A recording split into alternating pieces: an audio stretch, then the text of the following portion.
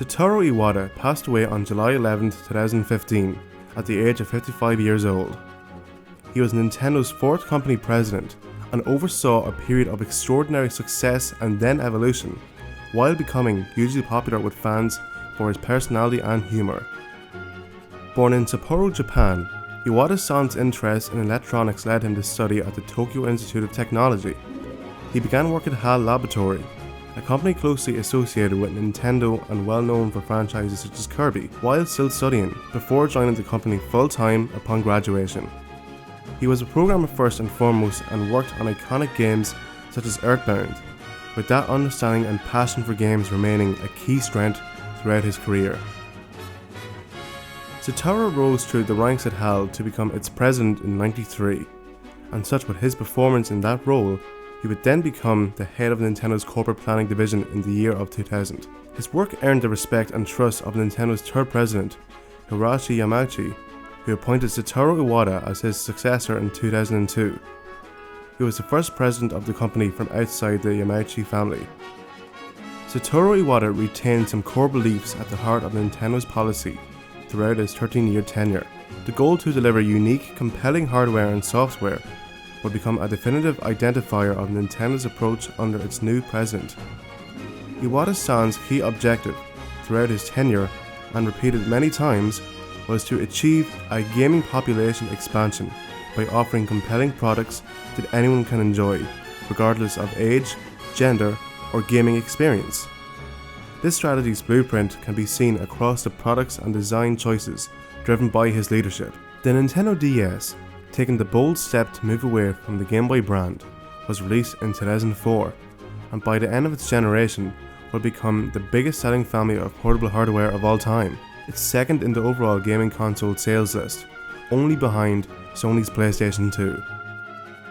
The hardware and its games were the definitive example of Satoru Iwata's goal. It innovated with affordable technology and delivered experiences suited to all gamers. The dual-screen setup of the DS became iconic, while its introduction of touch-based games were revolutionary in its era. The first home console launched under Satoru Iwata's leadership was similarly revolutionary, utilizing established technology and components in a manner that captivated a mainstream audience. The Nintendo Wii, despite its SD resolution and graphical power below its contemporaries, sold over 100 million units worldwide and brought motion gaming to the fore. It was also a hugely important move forward in Nintendo's philosophy of placing conceptual ideas and experiences ahead of raw processing and graphical power. The Wii and DS, between them, delivered a generation of dominance for Nintendo. In this period, Satoru Iwata brought substantial profits to the company, in the process becoming recognized as a leading CEO in the technology sector. It was a generation of rebirth and reimagining for the company, as it released memorable new entries to established gaming franchises, while also giving rise to the casual market. Satoru Iwata's philosophy didn't see much categories as divisions. However, all Nintendo system owners are gamers, regardless of their preferred franchises. After extraordinary success with the Wii and DS, Nintendo faced challenges in a new generation. The Nintendo 3DS launched in spring 2011 to disappointing sales, prompting Satoru Iwata and his management team to react with an unprecedented major price cut on the hardware within 6 months of its launch. That move, along with a strong lineup of software, delivered a strong commercial turnaround for the system. Despite the rise of smart device gaming and a rapidly evolving market, the 3DS has succeeded as a dedicated portable gaming device, passing 50 million units sales to date. The Wii U, launched in November 2012, has become Nintendo's least successful home console since the GameCube era, and was undoubtedly the biggest test of Satoru Iwata's management. The system's gamepad-driven concept has struggled to capture the public's imagination, resulting in poor sales. Prior to E3 2014, it emerged that Satoru Iwata would miss the LA event, which surprised fans of the company. It later emerged that this was due to a bile duct growth, which was substantially removed in June of that year.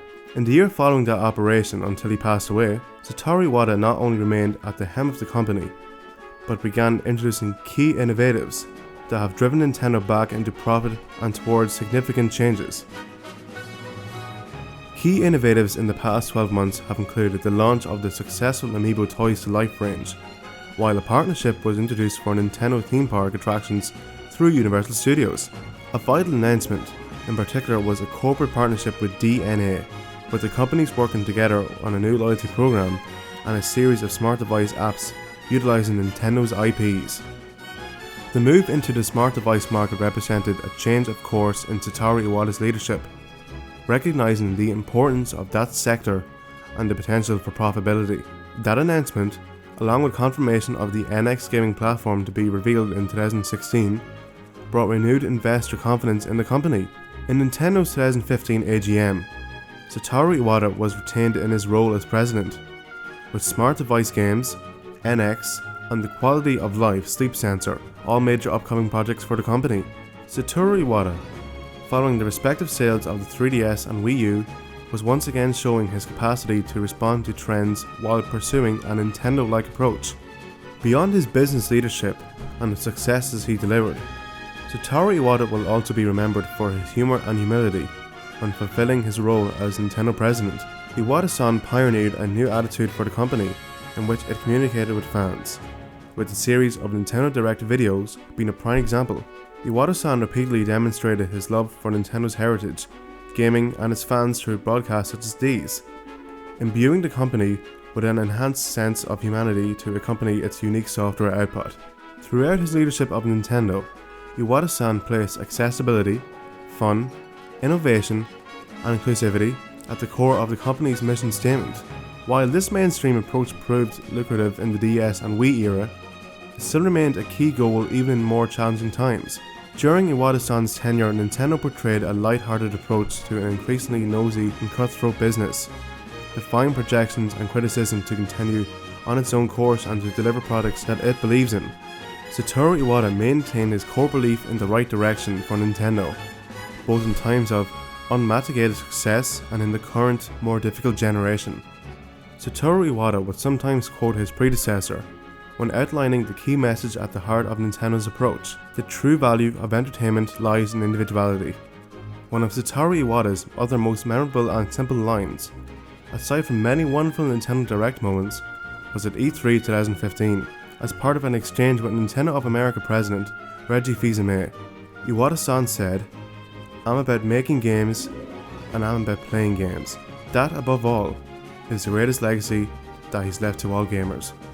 Our condolences go to Iwata-san's family, friends, and co-workers. Thank you for watching.